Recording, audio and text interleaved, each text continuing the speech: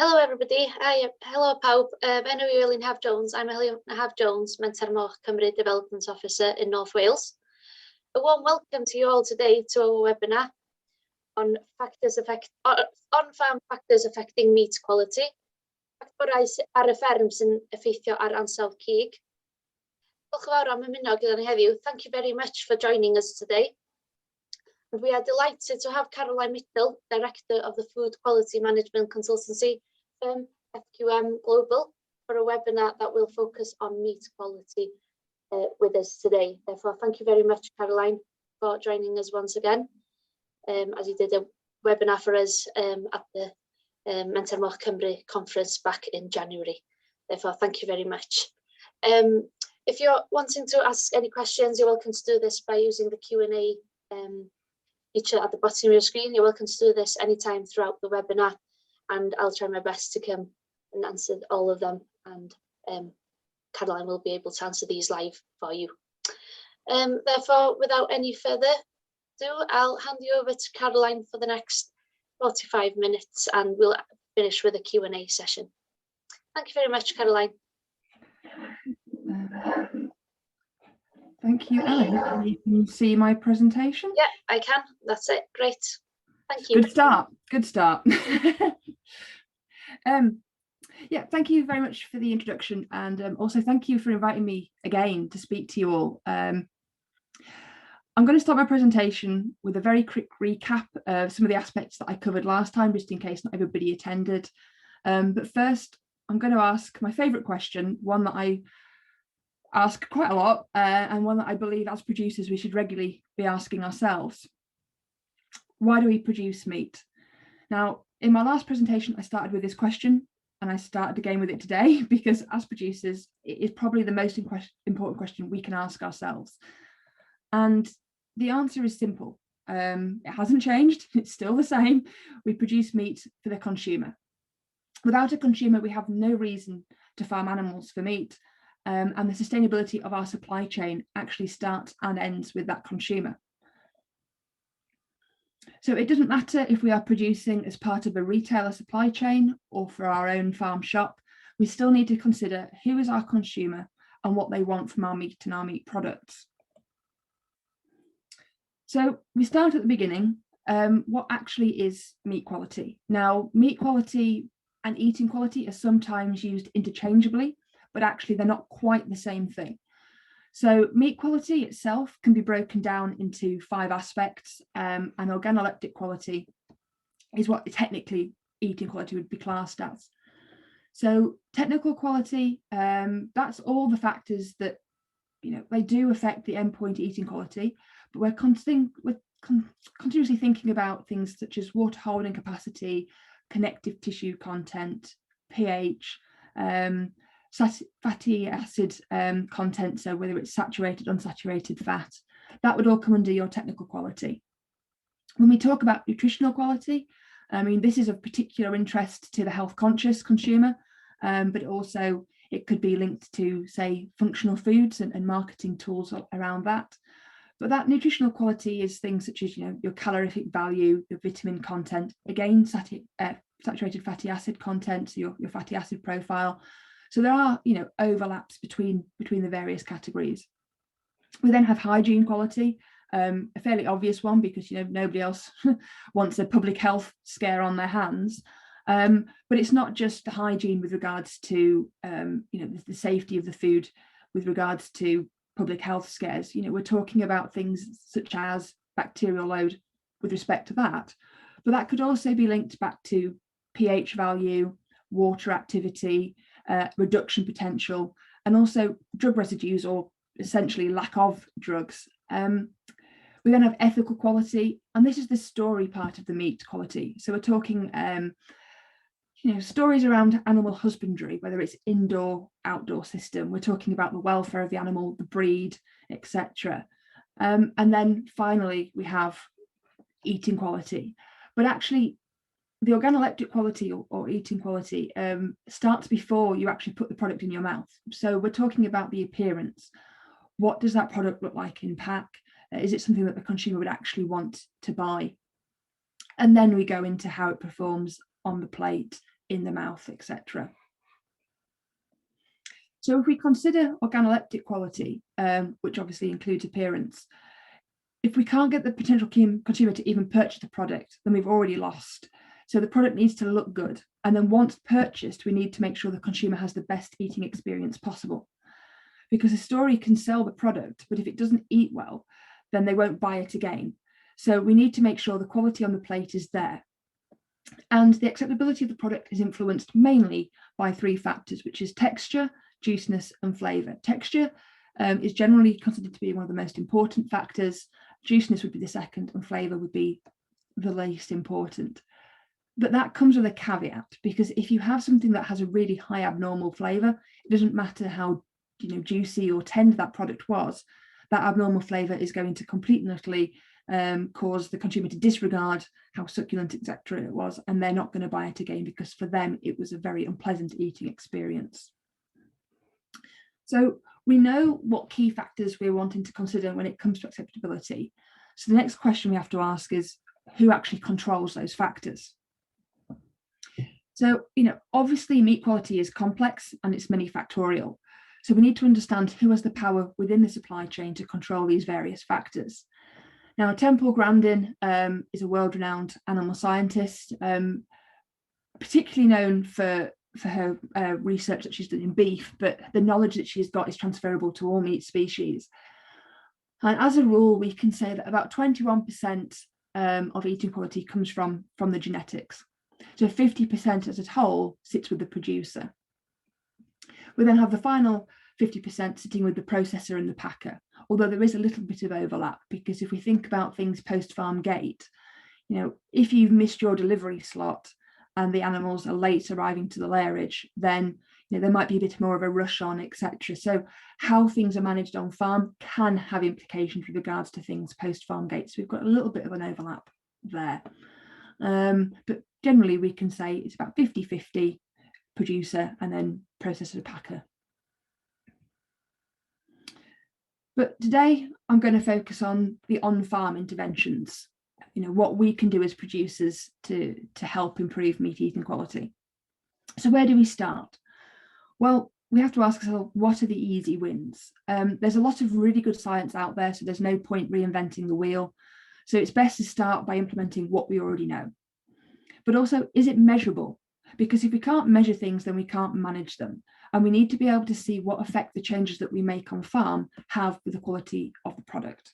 Because it might be a case of, we read some really good science, we implement it on farm, and we just assume those changes are occurring. So we need to benchmark where we are. We then need to make sure that the changes that we've made are actually having a result. And if not, we can then work back down the supply chain and try and figure out why the changes we've made might not be having the effect we were expecting. So because the consumer is the key component to our production chain, we can think about changes we make as how to optimize for the consumer. It's again putting the consumer at the forefront of our business decisions. Well, we know 21% sits in the hands of the genetics. So obviously we want to start with the best genetics. As producers, we choose our genetics for various reasons. Production system we choose to use is indoor or outdoor. That will affect the genetics that we use. We might be aiming for a unique selling point. Having a USP at market can be very, very beneficial to our marketing tool, our inventory that we've got. So we might be looking to market based on a rare breed or a conservation of a rare breed. And again, are we utilising something that the consumer wants based on that story? So we're ticking that ethical quality box. However, meat quality, especially eating quality, can't be assumed, and different breeds have different quality potentials. But also within breeds, there can be a difference. So we're looking at these various breeds. We can't assume, and we probably don't assume, that they're all equal, but it goes beyond that. It goes into the differences that we can actually see within the breeds themselves. So not all pigs are created equal. For example, let's consider the Duroc. These images are all ones that I've just Google searched, Duroc boars for sale, semen for sale, and I've pulled these from the inventory of various genetics companies. Some are big, some are small, but they're all retailing semen that could be purchased. And we can look at these pictures and we can make some general comments about how the carcasses of these animals may differ. However, carcass yield has very little bearing on consumer acceptability. From these pictures, we don't know what the genetic drivers have been when making breeding decisions. We don't know, has marbling been considered? Has water holding capacity been considered? Not all genetics companies or individual breeders look at meat quality. Instead, they're looking at lean meat percentage, driven by carcass yield and lack of back fat, along with things such as daily live weight gain and food conversion ratio. They've probably been the main selection pressures, but they as a whole don't really reflect the overall eating quality of that product. But technology is continuously advancing, and there is less and less excuse to not think about meat quality and the overall consumer acceptability. So if we bear marbling in mind, it is possible to use ultrasound. Here we have an image of the back of a pig. We've got subcutaneous fat, loin depth, ribs. This image has been taken on a live animal. We haven't had to kill that animal to make this image, and we can use this image to analyse and give predictions of its marbling potential. So we can then decide which animals we wish to retain to breeding herd, which animals we wish to slaughter. Or it might be a case of we have a client who wants a particular grade of marbling, and we can then stream our commercial slaughter pigs and say these ones are dedicated to this customer, these are dedicated to that customer based on their marbling, etc. But the technology that we have here allows us to increase intramuscular fat and either increase, reduce or maintain back fat and loin depth as separate traits. And marbling, I'm just choosing to talk about marbling in this instance, but marbling is really important because juiciness perception is interrelated with fat levels. So marbling causes salivation during the eating process, which means that we actually perceive a product to be more succulent because of that fat content. But also fat equals flavour. Lean meat has very little flavour. The flavour comes from the fat and develops from reactions that occur during cooking. So, when it comes to breeding decisions and breeding goals, there are things that we should be asking our genetics providers. What are you looking at? Are you considering eating quality? If not, why not? And if you are looking at eating quality, what are your selection pressures? What are your goal dividers? Now, I've worked in genetics for the past 15 years. I am fully aware that when it comes to selection pressure, it's basically like considering a cake. You have a whole cake, and if you want to drive something, you have to take a slice of away from a different trait. So if we're looking at daily live weight gain and lack of back fat, and then our main breeding goals, our main breeding drivers, for us to then want to increase intramuscular fat, we have to remove a little bit of that selection pressure from the daily live weight gain, from the feed conversion ratio, and start accounting for the intramuscular fat, the marbling. So it is all about balance, but certainly now at least technology is getting to a place where we can drive meat quality without having to kill an animal. We can put it into our blup runs, our breeding goals, our NEIs and EBVs and any other acronym you want to use. And yeah, it's something that we need to be having a discussion with our genetics companies, because like I've said, you've got to start with the best genetics and then you can build from there. So having decided what genetics we're using and made selections with regards to those genetics based on their meat quality potential, we then want to consider how can we optimize those genetics further. And there are many aspects that we could optimize to maintain and improve meat quality. I could talk about it for days, but sadly we don't have that much time. So I thought I would initially just discuss the reduction of stress. Now, I have used this slide before. Those of you who attended the conference, you'll have seen this, but it's so vitally important to understand what happens post-mortem and how it is related to stress. So I'm just going to go over it again briefly for those who haven't seen it before, but also to recap for those of you who have. When an animal is alive, muscle tends to sit at a pH of around 7.2. So we're up here, this is the alive animal. As soon as that animal has died, as it's been killed, that muscle is starting to be converted to meat. And this happens due to two factors. One, we've no longer got respiration. So the animal isn't breathing, oxygen isn't being brought in, and carbon dioxide isn't being taken away.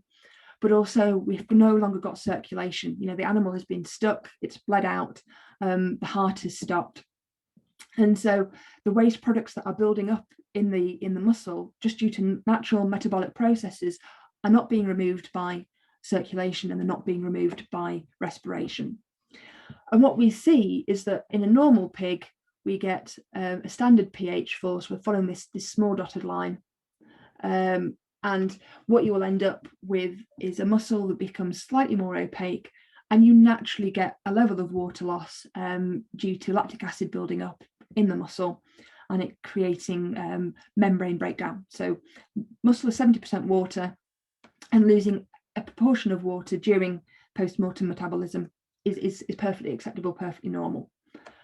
However, if an animal has been acutely stressed, so we're talking short-term stress, hours, minutes, what we see instead is that post-mortem we get a really rapid pH fall, and that's because the flight or fight mechanism has been engaged, the animal's stressed, and as soon as it's killed, those high levels of energy that have been mobilized so that the animal can do its flight and fight thing, they're converted really quickly to lactic acid because there is more of it available. And this high level of lactic acid, in combination with a nearly alive body temperature, so body temperatures of 36, if not higher, because another thing that happens when an animal is no longer respiring or circulation is no longer happening is that actually you do get a slight increase of body temperature post-mortem, just due to these metabolic processes still occurring, but the waste energy not being waste heat not being removed.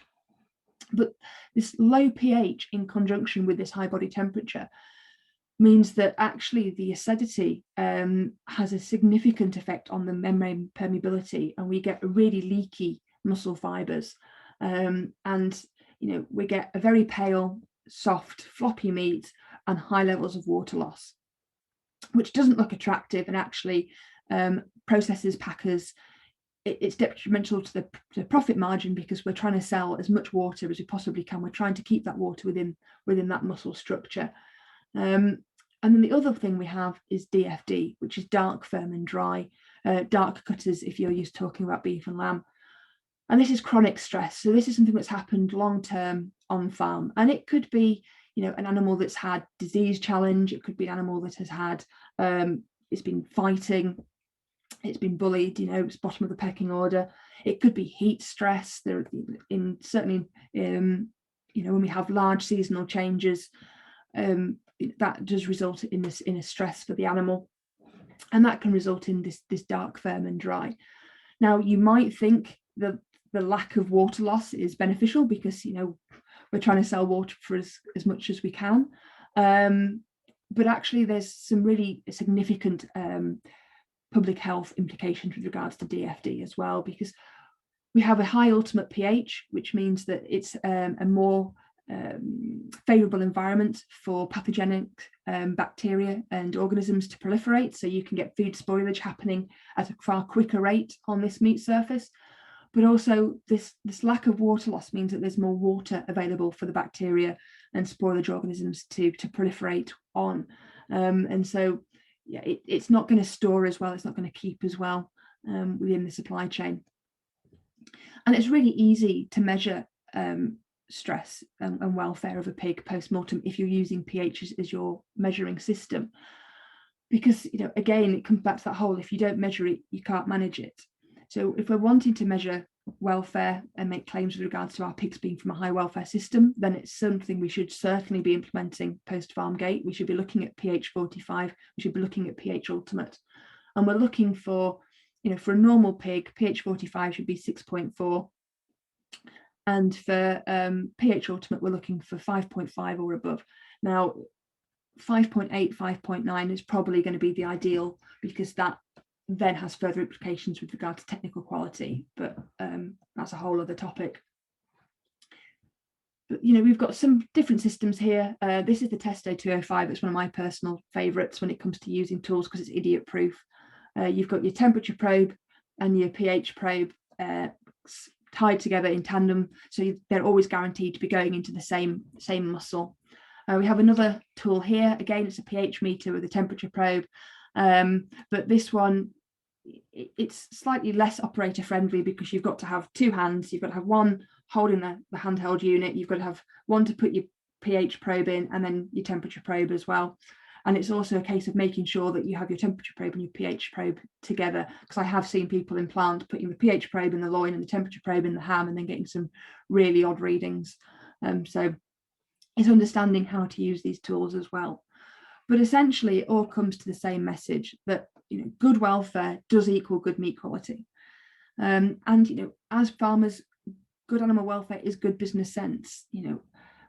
If we're seeing things on farm where we're having reduced daily live weight gains, our animals aren't reaching their growth potential, then that could have implications that there are things happening on farm that are going to mean that animal is having a welfare infringement. It could be stressed, etc. So monitoring daily live weight gain as part of our business key performance indicators is great, but also think about it with regards to how that applies to the welfare of the animal as well, because like I've said, welfare has huge implications with regards to that endpoint eating quality.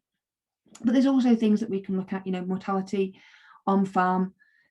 It's a KPI that we would be looking at with regards to, the accountancy, because we want to be able to sell every animal that we produce, or as many animals that we produce as we can. So mortality isn't good for business, but also mortality could be an indication of disease. Is there something happening on farm that we need to work back down the supply chain to make sure that welfare is being maintained? And then we get things coming back from the abattoir as well. We get our lung lesion scores, we get abscesses, arthritis scores, etc., etc. So there are many things that we are getting and we already have within our business model that we can use for our measurement and management of welfare. But certainly, speak to your processors, speak to your abattoir and ask them, do they regularly check pH? And if not, is it something that they would be willing to implement? Not every week, but certainly, as seasons change, is it something that they would be willing to discuss with you as part of your KPIs for welfare? Because like I said, good welfare does equal good meat quality. And as a consumer becomes more and more urbanized, their understanding of welfare becomes more and more anthropomorphized. So it's a really hard message to get across with regards to our production systems. But if you have scientific figures that say, our mortality is low, our daily live weight gain is high, and we don't have any animals that are stressed, look at our pH readings, these animals have not been stressed either on farm or post farm gate, then it's something that we can use to talk about with regards to welfare. Another aspect, I've talked about daily live weight gain with regards to the welfare and monitoring daily live weight gain to make sure that we're not having any welfare infringements. But certainly there's other aspects to daily live weight gain that are going to be really beneficial to eating quality as well. And this is some work that was done by BPEX when they were BPEX, I guess obviously now HDB, Leeds University and Bristol University and George Adams, who are now owned by Pilgrims, previously Tulip. But this work, this is the original study. I've done several trials with various other processors that are in, have their own pigs, etc., working down their supply chain. And what we can see here is that fast animals are producing significantly less drip. They're producing a far more favourable coloured meat when it comes to consumer acceptance, and the toughness. This fast-growing meat is less tough; it's more tender. And this isn't a drive comparing, modern breeds to rare breeds. This is talking about the animal's ability to reach its growth potential.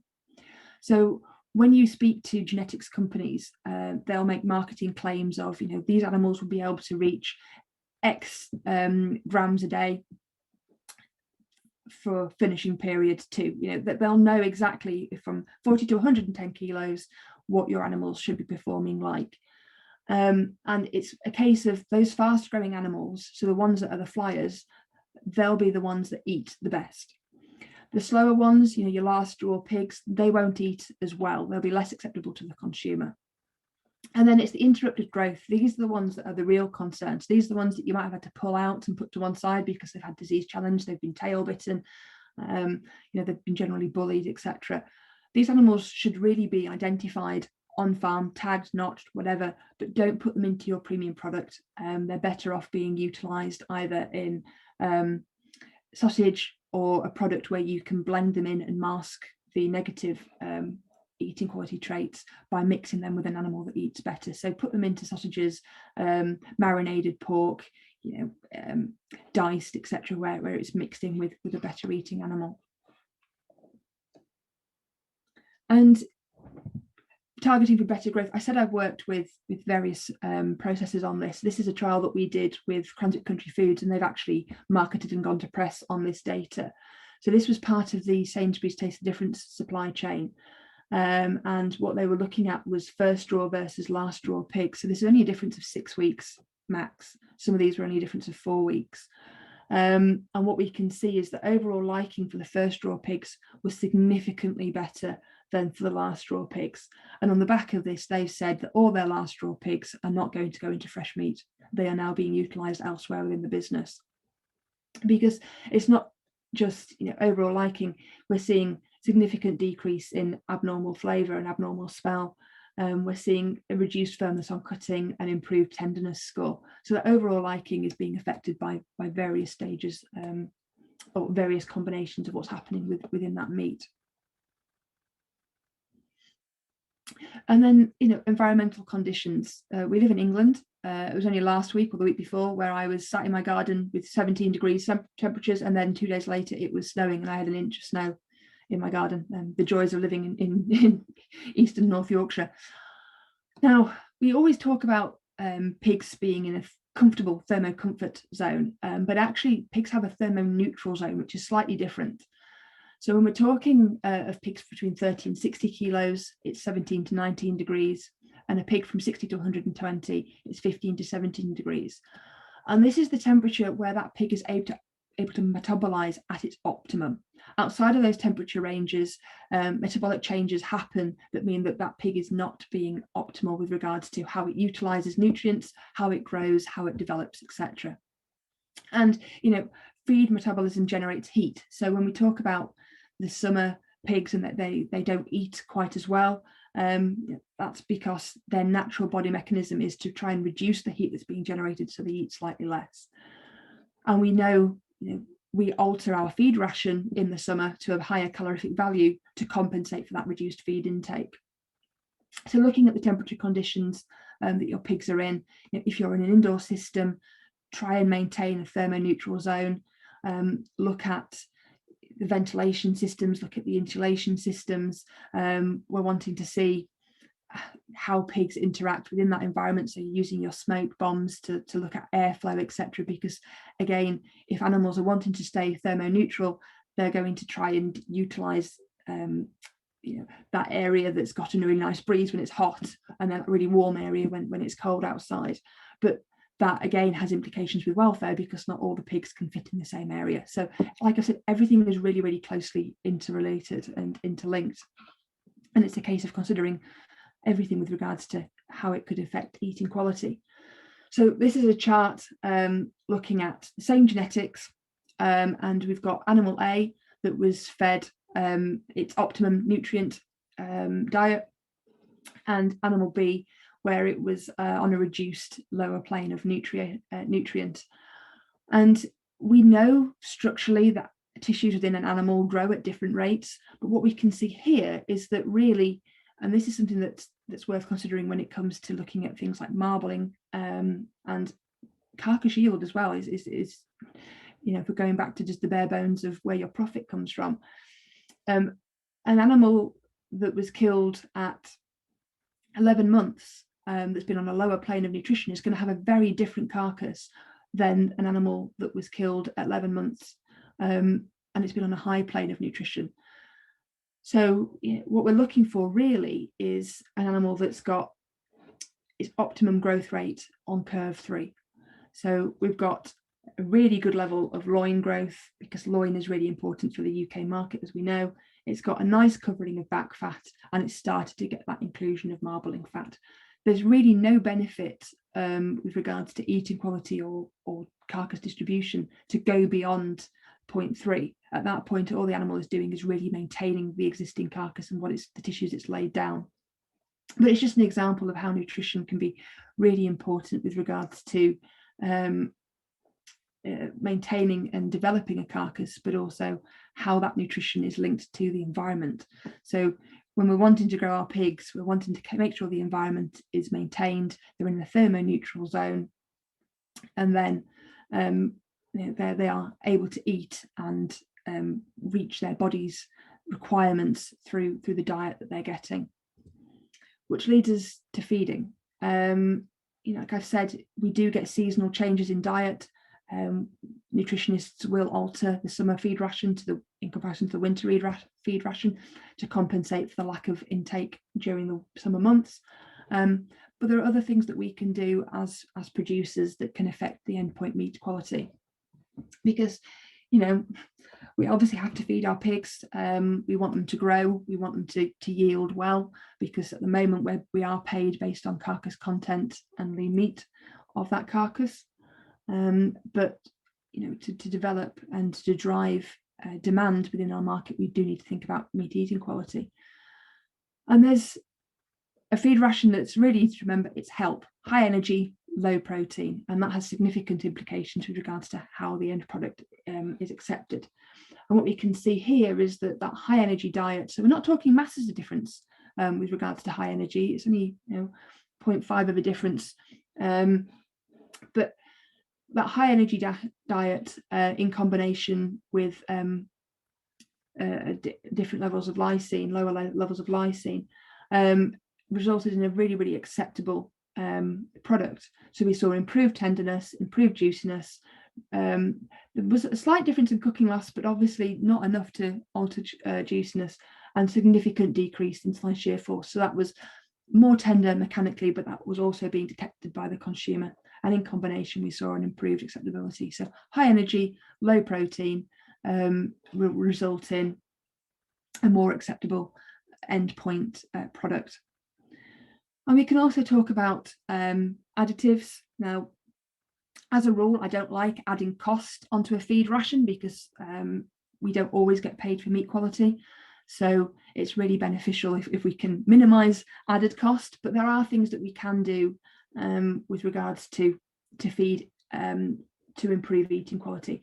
Now, I should add, I'm not a nutritionist, so please bear that in mind. Do take this away and speak to your nutritionist about it. I'm just going to tell you what the science says with regards to meat quality. And we know that increasing selenium levels means that we end up with decreased cell membrane oxidation, which basically means we get an improved shelf life. We don't get as much drip.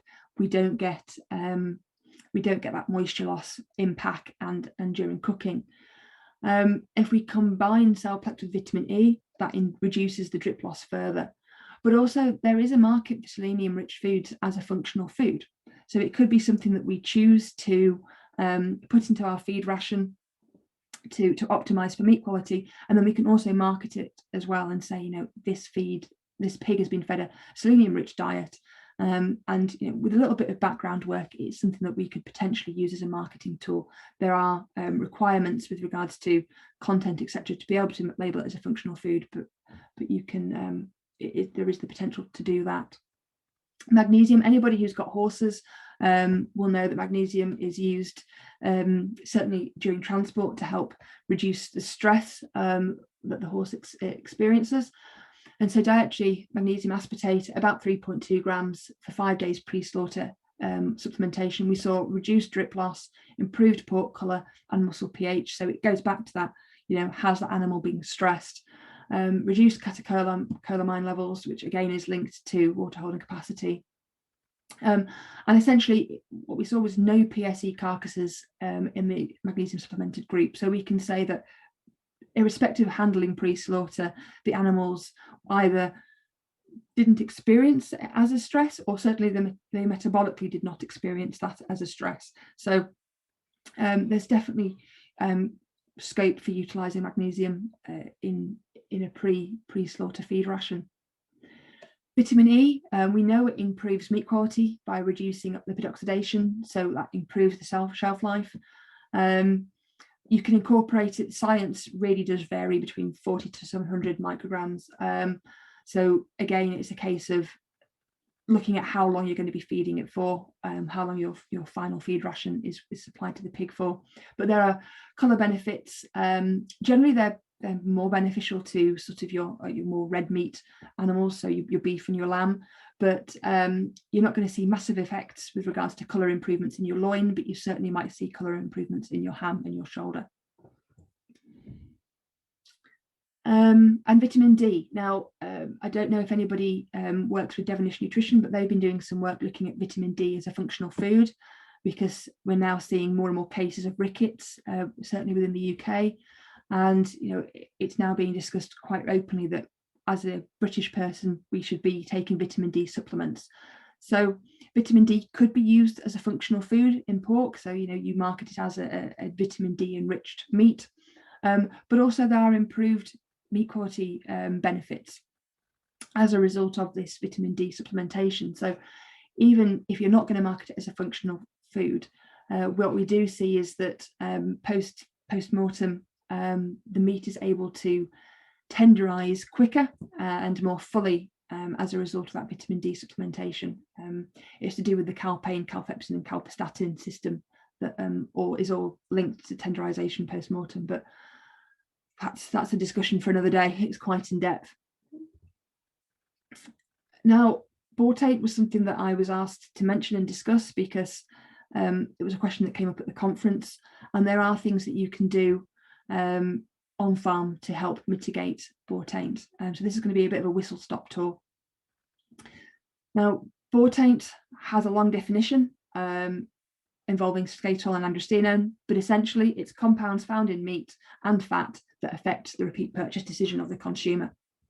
Now, skatol is both fat and water soluble, and it's important to remember that it is fat and water soluble because that means it is found in lean tissue as well. So it's not just going to be in the back fat, it can also be found in the meat.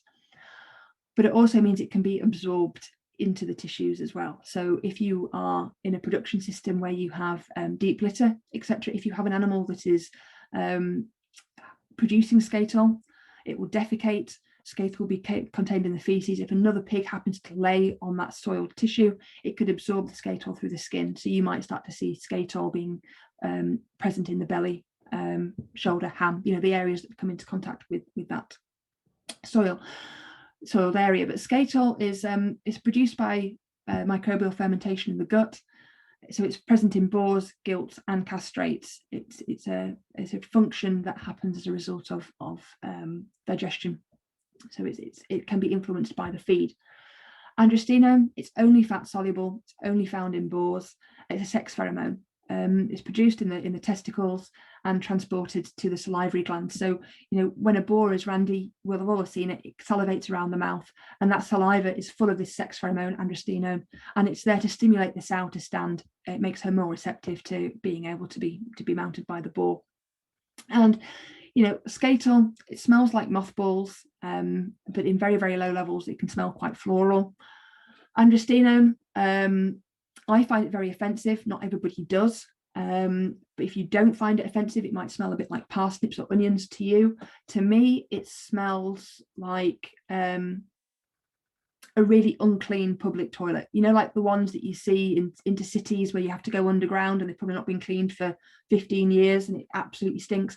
That is what androstenone smells like to me, as somebody who is susceptible to it. Women are more susceptible to androstenone than men are. And there are genetic markers that are present that influence bautate.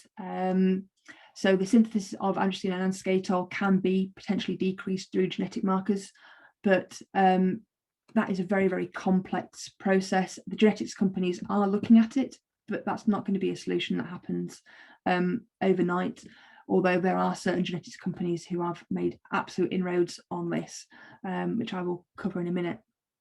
So is bautate a problem? In certain markets, yes. This is data from Australia, where they reckon that about 25% of boars going to slaughter are above the sensory threshold for slaughter. So I would say 25% of male boars have a level of boar taint. In the UK, historically, we've said it's nothing to worry about because we produce lighter carcasses. Well, that was back in 2009, where the average dead weight was 75, 76. Obviously, we're now 85 to 95 dead weight, depending on our supply chain. So we've added 10, 20 kilos onto that. But actually, talking about weight is almost irrelevant because actually there's a really low correlation between boar taint and carcass weight. It's actually to do with the sexual maturity of the animal.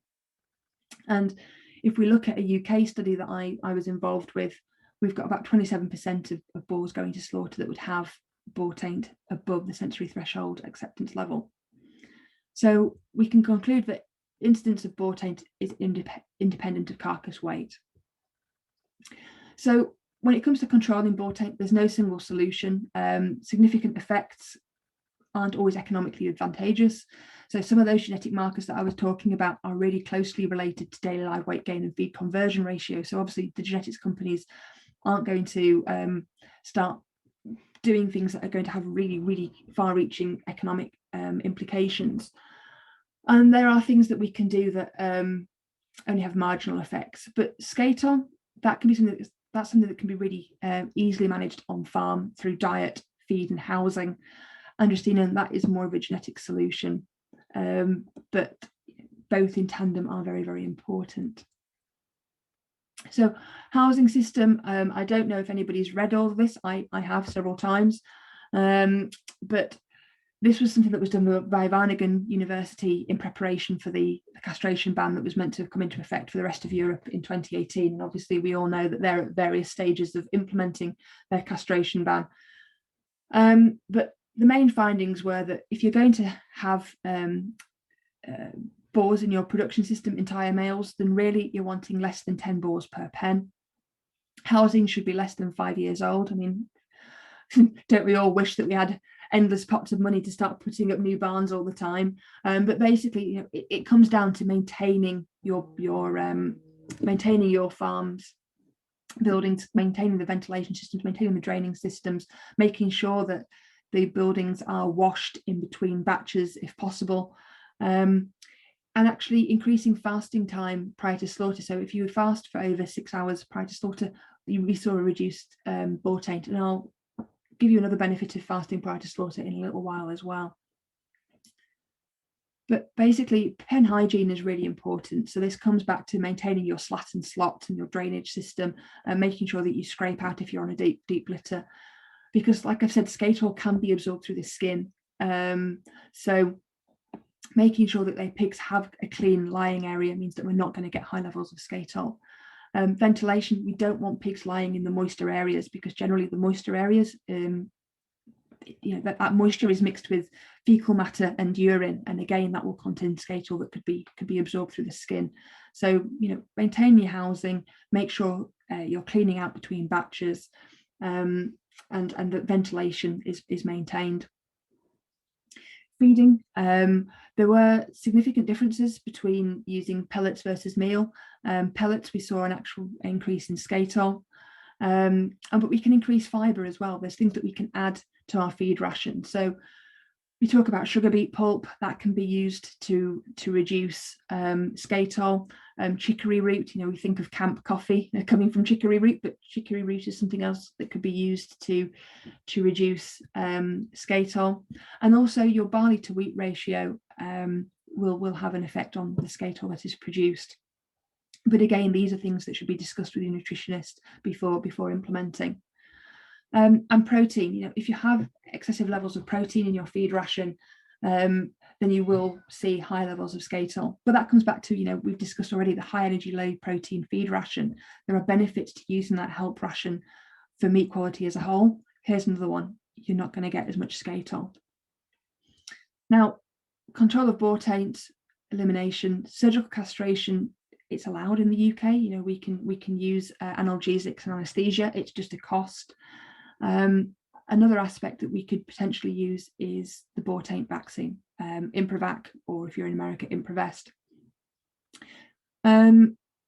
I've worked with customers both in the UK and globally who use Improvac, and they have very, very good results. It's perfectly safe for the consumer to eat. Improvac is not orally active, so you're not going to find consumers becoming sterile as a result of eating the meat. There is a risk to you as the farmer using it. You know, I don't recommend injecting yourself. I certainly don't inject yourself twice with it. But the issue we have with regards to Improvac is that there's an awful lot of information out there that talks about it with regards to immunocastration, where really we should be talking about it as a bought-ain't vaccine, because it acts like a vaccine. It is recoverable. You need to have booster shots to maintain that level of immunization from getting bought-ain't. So there are things that we can do to control bought-ain't on farm. Red Tractor have altered the way that they accept Improvac. So, you know, you can now maintain your Red Tractor standard and utilize Improvac on farm. So that's something that certainly is worth considering if you feel that Improvac might benefit your production system. And there are also welfare benefits to using Improvac as well that I should add. You know, quite a lot of research papers looking at the use of Improvac have seen less riding on farm, less aggression between boars, less mortality, etc. So it's not just going to reduce bought-ain't, it will also improve your welfare, which we know, if we think about welfare, that has implications with regards to our pH curve post-slaughter. And then we have control of bought-ain't. There is genetic selection potential. I'm just conscious of time now. Androstenone and Skatel are both heritable, and we can make decisions with regards to how we breed pigs to reduce bought-ain't. And Topics Norsvin have actually a boar on the market. It was previously marketed as an adder boar. It's now been rolled out across their breed lines, and they're seeing less than 1% incidence. So we're talking like 0.5% incidence of bought-ain't in entire males in carcasses that are taken up to heavier slaughter weights. So we're talking like 100 kg dead weight. So certainly with some of the processors and packers that I work with in Germany and the Netherlands, if you ask them, do you think bought-ain't is an issue? They don't talk about bought-ain't being a problem with their entire males.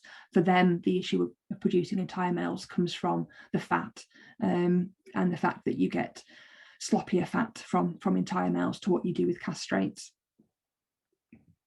So, you know, incidence of bought-ain't is independent of carcass weight. Tools available to reduce bought-ain't are available right now. We need to invest in housing and production system management. Genetics don't have all the answers, although there are some genetics out there that are very good and do have lower bought-ain't levels. But essentially, when it comes to bought-ain't, there's no single solution to cure everyone's needs. And then finally, I just wanted to very, very quickly discuss post-farm gate and pre-slaughter handling, because like I said, I'm very much aware of time, but this won't take long. Now, on farm gate fasting time, we saw with regards to bought-ain't that increasing fasting has benefits with regards to reducing Skatel, but also has benefits with regards to reducing DFD meat. So if we're looking at fasting time, we're wanting to basically look at between 12 and 21 hours for fasting, and that's from there being no food available to that pig being slaughtered. So you need to take into account time on farm, time during transport, and time in lairage to optimize for your pre-slaughter fasting. And then when it comes to lairage, we're not really wanting to go above 3 hours within the lairage system. Now, this means that basically post-farm optimization, we need to look at fasting our pigs because we have a lower risk of DFD meat and a lower risk of Skatel. But also, we're not wasting money on gut fill. If you think every pig that you send to slaughter has 2 kg of feed in there, that's every single pig. That's food that's not been utilised with regards to carcass growth or maintaining of carcass weight, etc. So you're basically sending 2 kilograms of feed along with every pig that you send to slaughter that's just going into the waste. It's a waste of profit for you, waste of money. So there are economic benefits to fasting your pigs as well, as long as you maintain that they're within that optimal range of about 16 to 18 hours, certainly not going above 21. So it comes back to making sure you load your pigs on time, keep to your delivery slots, try to avoid overnight lairage, because if you go above 3 hours, we've seen that risk of DFD increases, and that comes back to that welfare, pH full post-slaughter. So post-farm gate optimization is basically communicating across the supply chain. So it's talking to your haulier and your abattoir to make sure that you can keep within those bounds for feed withdrawal if you go down that route, and certainly that you don't end up with pigs being lairaged for excessive amounts of time. So just to conclude, all of the supply chain working together gives you the best results. Measure meat quality, because the premise is simple. If we measure meat quality, we can stream product accordingly, ensuring that consumer expectations are met. But we also importantly ensure that the producers are rewarded by either increasing demand or by being able to charge more for the better eating quality product. So it's driving demand through creating a product that the consumer actually wants, because basically without a consumer we don't have an industry. It starts and ends with a consumer. And whether a balanced diet is a bacon butty in both hands, I just like that slide.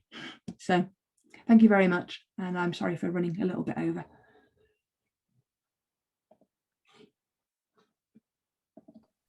Fantastic, Caroline. Thank you very much for that very informative session. Yeah, very interesting and practical advice there for everyone, I think. Thank you very much once again. I'll briefly go over what Mentor Moch has available, and then we'll finish with a Q&A if that's okay, Caroline. Of course. So we have a pig behaviour, what it's telling you and how to address problems a week today. So on the 5th of May at 6:30. So head over to our website to sign up for this with Annie Davis from the George Vets. We also have bespoke branding support available for you. There's £750 grant available to eligible businesses. Again, all information is on our website, or contact us for more information. As you already know, our resource hub is packed with fact sheets and applications with information on various different topics. And if you require any more information, please don't hesitate to contact us. Our contact information is on the website too, on the contact us tab, or send us an email, whatever is easier. So yeah, feel free to contact us at any time. Cofiwch gysylltu os gennych chi unrhyw gwestiynau ar unrhyw adeg drwy'r wefan neu drwy e-bost neu unrhyw beth. So a few questions that come in. If you have more questions, you're welcome to post them now. And I'm sure Caroline will be more than happy to answer your questions. One question that's come in, Caroline. Production system, how does it affect meat quality? Well, we talked about production system with regards to boar taint. So obviously maintaining the cleanliness of your production system. So whether you're in deep litter or slatted, deep litter is going to be slightly more complicated, because obviously you've got moisture being kept in there, fecal matter kept in there, where if you're on slatted, that can be taken away. So you can talk about production system with regards to boar taint. You can also talk about it with regards to your thermoneutral zones. So if you're outdoors, obviously you've got no control over the weather. We're all reduced to just following the vagaries of whatever gets thrown at us. So that's going to be more challenging, which means that your animals will be more likely to be challenged by, higher temperatures, lower temperatures. You're going to get a less consistent product as the seasons change. Winter obviously is challenging in its own right. We've got some very, very low temperatures, certainly in the more northern regions, and summer, when it's gloriously hot weather, that's going to present its own challenges as well, because the pigs just want to wallow, they don't want to eat, and it can present itself as a stress. So when we do see really, really high temperatures, we don't just see reduced growth rates, etc. We will actually see DFD meat start to appear, because it's coming through as a chronic stress. And again, it comes back to that fast growing, slow growing, intermittent growth. So if we are seeing a production system where we're not being able to control the temperature, pigs are up and down with regards to their growth rates, etc., then we're going to see different daily live weight gains, different feed conversion ratios, which will affect the meat quality, because that growth potential hasn't been reached. So everything always comes back to meat quality, but it's always a multifaceted approach. And generally, as producers, we don't get paid for meat quality unless we're in our own supply chains. You know, our KPIs are based on daily live weight gain, mortality, carcass yield based on lean meat percentage and lack of fat. But they are also really good indicators for meat quality. So if you are concerned that your production system in production environment isn't optimized for meat quality, do look at your daily live weight gain and feed conversion ratios, because they would be really, really good indicators of whether or not you're reaching your optimums. Okay, great. Thank you very much for that very informative answer. Another question that's come in: if I really want to drive change, how would you envisage that happening? Well, money. Money makes the world go round. So, you know, if you're in your own supply chain, you know your cost of production, and you can make sure that you retail your product and cover your costs of production. And if you choose to implement technology that, for example, measures intramuscular fat, that adds a little bit more handling time, so therefore your cost of production might go up slightly. Now you can reflect that in the price, but by improving the meat quality, it is hoped that you will also therefore increase demand, because the consumer will really enjoy the product, they'll enjoy eating the product. So either they will buy it more frequently, or consumers that you might not have had a repeat purchase from, you will gain a repeat purchase from them. You know, you'll be able to keep that consumer. So you're driving demand through increased sales, but it all comes back to money. And certainly if you're not in a supply chain where you can manage your own retail price, it will come from abattoirs, processors, retailers setting up supply chains that are based on meat quality indicators. So whether that's a grading system in factory that looks at meat quality traits and then rewards the farmer for those, rather than just looking at lean meat percentage, back fat, etc. Because as we've already discussed, carcass weight and back fat thickness have no implication with regards to eating quality. So yeah, unfortunately everything comes back to money, but it's rewarding the farmer for the changes that they put in on farm. Now, most of the changes that I've mentioned are not going to add cost. Some of the nutritional aspects might do. Most of the other ones are just optimizing a system that you already have. But any change that we do put in, if it's going to add cost, we're going to want to make sure that we're rewarded for it. Yeah, of course. Yeah. Thank you very much. Just one more question that's come in. I'm a small scale producer. What would be the most effective tool that I could buy in to help my herd?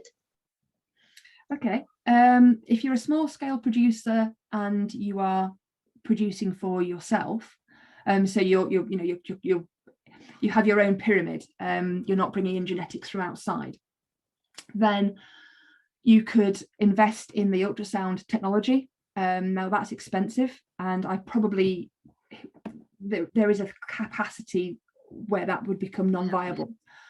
But what you can do is you can look at your phenotypic traits. So if you slaughter pigs and you can have access to those pigs, and you want to focus on marbling. Now, marbling, I really like marbling because it's quite an easy win. It's genetically very heritable. So if you send slaughter progeny to be killed, you could look at the marbling of those carcasses and say, okay, well, this female crossed with this male is throwing really low marbled pigs. This combination is throwing quite highly marbled pigs. So you might decide to keep more family members from that genetic line than you would the other. But really, welfare. As farmers, we always want the best welfare for our pigs, and it comes down to, we can make genetic improvements through marbling and breeding decisions, and I do recommend that. But if it's just a small scale production system, making sure that anything that you put down as welfare, don't just assume it's good welfare. Try and do some pH measures post-mortem, so 45 minutes and pH ultimate, because that will give you a really good handle on where your pigs are sitting. And a pH meter is cheap. They are really very cheap. And if not, most of the abattoirs will have one because their technical requirement will be that they have to have one. So you might be able to borrow theirs. But yeah, it's just because we perceive it to be good welfare doesn't necessarily mean that the pig perceives it to be good welfare. Yeah. So yeah, looking at your welfare, and if you fancy looking at marbling fat, that's something that can be done really relatively easily just on how it visually scores. Yeah. Oh, that's great. Useful information there, Caroline. Thank you very much. I think that's the end of the Q&A session. If you have any... is there one coming? Hanging time, does this have a bearing on eating quality? What is the optimum temperature? Sorry, yeah. So hanging time does. In pigs, a carcass has reached 80% of its tenderness potential within 7 to 10 days, depending on the temperature that you store it at. So yes, hang it as a whole carcass is going to reduce the amount of drip loss that you get. You can age individual primals, but you will get a level of drip loss as a result of that, because as soon as you cut that muscle, you've got an exposed surface, so water can kind of leak out. So yeah, we're looking for ideally 7 days. 10 days would be your optimum, but really beyond that, you're not going to get tenderness improvements, you're going to get flavour changes as part of that aging process. So it depends what you're wanting to do or gain from aging a carcass. If you're going for tenderness, 7 to 10 days tops. If you're wanting to change your flavour profile, then probably target specific primals and age those, either dry age, or I prefer dry aging just for those flavour alterations. But obviously there's wet aging and aqua aging if you don't want to get your water loss. Temperature for 5 degrees. The reason I say that is because you don't want to have bacterial growth. So we want these conditions to be bacterial static. You can speed up the tenderization process by using a higher temperature, but then you reduce your shelf life. So yeah, aim for 5 degrees plus or minus 1 degree, probably about 4 degrees. And yeah, 7 to 10 days. Great, thank you very much, and thank you very much for that question and for spotting that, Caroline. I think that's the end of the. I've got another question. Sorry, temperature, please, for hanging. So I assume that's Yeah. So again, about 4 or 5 degrees, and the temperature profile post slaughter, I haven't had a chance to cover it today because there's so many things you could discuss, but temperature profile post slaughter is really important. So when we talk about pH, it's quite often the pH in combination with the temperature that has those negative effects to PSE, DFD, and so pH is important, really important, but also looking at your temperature profile post slaughter. So it's beneficial to try and cool your carcasses as quickly as possible, because you don't want a low pH with a high temperature, or you're going to end up with quite drippy, pale meat. But you also don't want to cool the carcasses too quickly, because then you can get something called cold shortening, which is a whole different discussion. But that's also linked to pH. So if anybody does really want to, if you are in the position where you have your own abattoir and chilling facilities, and you want to discuss some of those implications, do just drop me an email, because that is quite an in-depth conversation in its own right. And yeah, but to answer, 4 degrees is a good hanging temperature. Great, thank you very much, and thank you very much for answering all those questions live, Caroline, and for a great session once again tonight. I thoroughly enjoyed, and I think everybody else did too. So thank you very much, Caroline, and thank you very much for everybody for joining tonight. I'd be very grateful if you could fill in the evaluation form. I'll copy and paste this to the chat now. And if you could fill this in, it'd be grateful for our future events and planning. So thankful for all for completing that. Therefore, I think that's the end of the session for tonight. Thank you very much, Caroline. And yeah, hopefully to work with you soon again. Thank you very much. You're more than welcome. Thank you. Diolch yn fawr iawn pawb. Hwyl.